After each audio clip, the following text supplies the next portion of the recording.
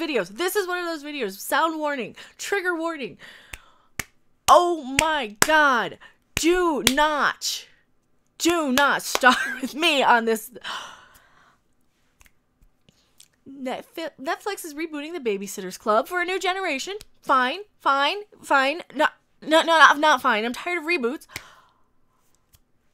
Make Christy queer, you cowards? Chelsea Steiner. Leave Christy to be the tomboy, you heterophobe cunt. Hello everyone, I am MechaRandom42, your favorite YouTube harpy. Bisexual, I grew up on the Babysitter's Club. I know what the fuck I'm talking about. I do not need Christy's character changed to appease Chelsea Steiner or anyone on the Mary fucking Sue. Now that we got that straight, we got that out of the way, I know a lot of you guys probably don't actually read the Babysitter's Club, which is fine, or didn't read it as kids because, you know, you guys were reading comic book movies, and perfectly fine. And that is the point. That is the point of having, you know, different tastes and different things aimed at different people. You know, where I was reading like the Babysitter's Club and Archie and the EC horror. I know, weird combination when I was like, you know, 5th, 6th, 7th, or yeah, like probably 4th, 5th, 6th grade. A lot of people were reading Marvel comics and DC comics. And this is like 1990, you know, like 1988 to 91 or so is what I'm talking about here. I know what I'm talking about. Christy is a tomboy. So if you guys don't understand the basic sort of premise of the Babysitter's Club is they're basically like teenage girls who have this sort of business. Christy is the brains. She's the smart one. She's the one who kind of put everything together. She's the main one. She's a tomboy. You know, she wears the baseball cap. She likes sports ball. That is representation. She was written as a representative character for age-appropriate stuff. If you go and make this character gay, you are changing the character to something that you want because you are a narcissistic, selfish little bitch who needs to see herself on screen at all times. She was fine. She was perfectly fine. They wrote these characters. You know, you had Marianne was the sweet one. You had Claudia, who was the Asian one. You know, they did the tokenism. They did the token representation even. And you had Christy, who was the tomboy. And I was a tomboy. Guess what? I didn't care who they were banging because that's not porno for anybody. All right? Anybody, unless you're going to jail for your porn tastes, okay? I don't need to know who you're sleeping with or what your sexual interests are. I don't care. And this is coming from somebody who doesn't necessarily discriminate based on gender, who she sleeps with. Seriously, I don't want it in material aimed for 12-year-olds. What is this world coming to? What is this world coming to when somebody from the LGBT community, has to say enough is enough with this shit? Enough is enough, Mary Sue. I haven't even read the article yet, and my blood pressure's already through the roof. I'm already having an aneurysm over it. If you were a girl growing up in the 80s and 90s, hey, that's me. Chances are you had a bookshelf filled with the Babysitter's Club novels. To be fair, I only made it about 50 or so in. I believe they took a bit of a hiatus, and that's when I kind of either aged out of it or something. Probably the early 90s when I aged out of it, but I got a good chunk of them burned through, and they're super special vacation books. Yeah, there's a market for this stuff. I was a reader. I read this stuff as a kid. The best-selling series created by Anna Martin spawned dozens of books and spin-off series about girls-female friendship. Age-appropriate girls-female friendships. The story centered on 4 best friends, which eventually expanded to include more girls. Sporty, ambitious Christy, creative and artsy Claudia, shy and sweet Marianne, fashionable and boy-crazy Stacy, and vegetarian and eco-conscious Dawn. See, you had like a little diversity rainbow there. You had kind of one of each, and that was kind of the way that we learned about accepting people who are a little different. You know, what if you grew up in a very white area of the country and you're like, oh, okay, whatever.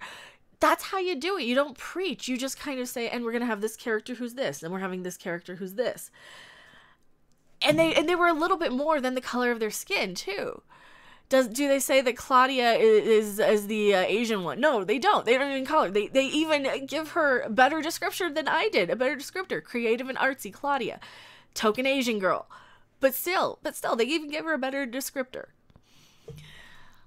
Now, a whole new generation of kids will know the Babysitters Club as Netflix is rebooting the franchise for a 10-episode series. The series, produced by Walden Media. Wow, Walden Books are still around? That's kind of cool.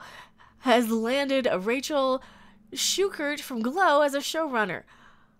Oh, are we gonna have like full-on sex scene? Do we get to see what's her name's tits again? Is that what's gonna happen now? We're gonna basically have full-on. That's kind of what was off-putting to me. Was like, oh, this is like a nudie series. I was not expecting that about Glow. So are they going to do that here? And Lucia Anello from Broad City as director and executive producer. Broad City. Is that... what's Broad City? That one sounds familiar to me too. Most of these shows I don't watch. The project is moving forward with a seal of approval from Martin herself, who said, "I'm amazed that there are so many passionate fans of the Babysitters Club after all these years, and I'm honored to continue to hear from readers now grown who have become writers, editors, teachers, librarians, filmmakers who say they see a reflection of themselves in the characters of Christy and her friends." Exactly. That's how they were written. That's how they were written. So you could have, you have like Marianne, who's the sweet one with the cat, and you have Christy, who's the tomboy. And exactly. This is why they were written this way. So you had your little self-insert character, but maybe not so much, maybe you could identify with little pieces of them. They're kind of written like Sex and the City, only age appropriate, obviously, where you had like, the more boy crazy one, and you could take bits of personality types and be like, and I identify with this girl for this, because that's how these books were written. They were written, basically each chapter, I think it was either each chapter or it was each book. I think once they went to, it's been a long time since I've read them, once they went to like the specials, like the holiday issues, you would have each chapter written by a different girl. But a lot of the time you would have like each girl kind of writing her own story for one book. So you would know, like, it was in their perspective. They were written as, I am Claudia. I am talking about this. And that's kind of how I remember they were written. It's been a long time. Correct me if I'm wrong on that. It might have just been the holiday issues where they did, each chapter was a different girl. So you kind of got a flavor of everybody, and I'm kind of a completionist. So I appreciated that. I appreciated getting the perspective of everybody that we were talking about. That was a nice, unique thing. So I'm very excited to see the forthcoming series on Netflix, which I hope will inspire a new generation of readers and leaders everywhere. The series became well known for tackling topics like divorce, racism, illness, entrepreneurship, jealousy, and puberty, and it spawned an HBO series in 1990, as well as the feature film in 1995, which starred Rachel Lee Cook and Larissa Olnick from Alex Mack. Yeah, exactly. There was nothing wrong with that. And they were fine, age-appropriate things. I skipped them because by the time they had the TV series and the film, I was kind of aged out of them. But there was nothing wrong with that. You got to keep these things age-appropriate.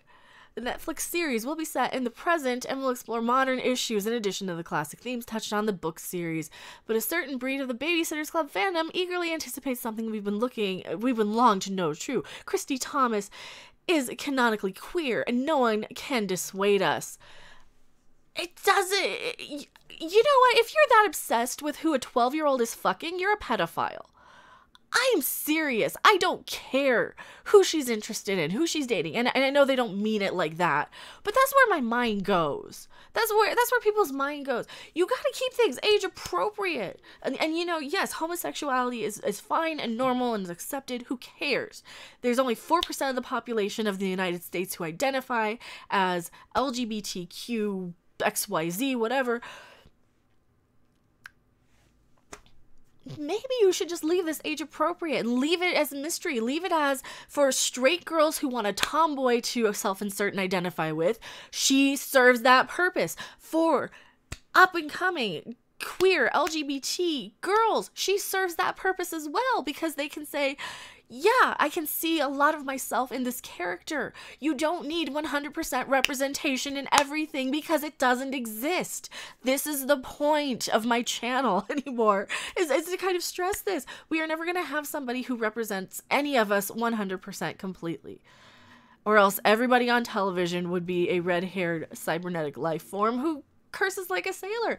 And that's not what we want. This is why you guys don't watch just my channel. You watch me, you watch everybody else in our community, because you don't want 100% representation of the same character type over and over again. We're not that selfish. Suck a dick, move on, right? I'm tired of these people. The president of the club, Christy, is a headstrong tomboy. Yes, tomboy doesn't always mean gay. Tomboy does not always mean gay. Who favors the sporty look and even started her own softball team. Let's read between the lines. Let's leave it at face value. If she's gay and you can identify with it, good. I'm happy for you. I am very happy for you. I hope you have I hope you find love and happiness. If she is not, you are just pissing off every girl who identifies as a tomboy but does not identify as as homosexual or bisexual or in any way anything other than 100% heterosexual. You are discriminating against those people. Yes, let's between the lines, y'all. Martin, who is openly queer, has never made a public statement about Christy's sexuality. It's 2019, folks. Make Christy queer already. Were you a fan of Babysitter's Club growing up? Yes. And do you, like me, believe Christy had a raging crush on Marianne? No.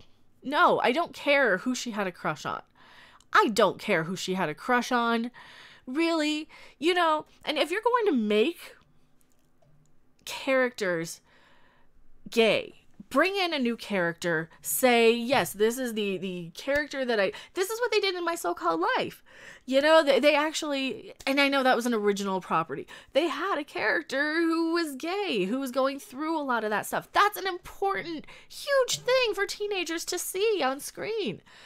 Don't change an existing character just to fill your narrative, just because you decided you needed her to be gay.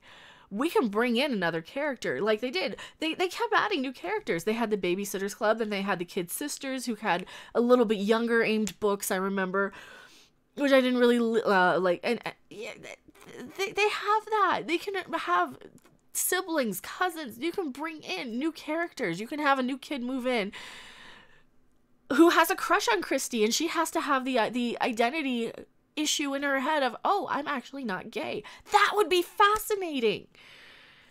And you guys just don't see it. You're too busy trying to force your own stupid identity on something just because you are so selfish that you need to see yourself on screen. Chelsea, and I get tired of this. So I know you guys probably don't know what the Babysitter's Club is. I apologize for that. Hopefully I did a good enough job kind of telling, explaining it. I am passionate about this stuff. If you guys have anything you're passionate about you want me to cover, let me know. This one I just saw, and I had to make a video on it. So thank you guys so much for watching, and I will see you guys on the next video or live stream. Bye! Thanks for watching. If you liked it, make sure to hit that like button, and if you want to see more, don't forget to subscribe. See you in the next video. Bye!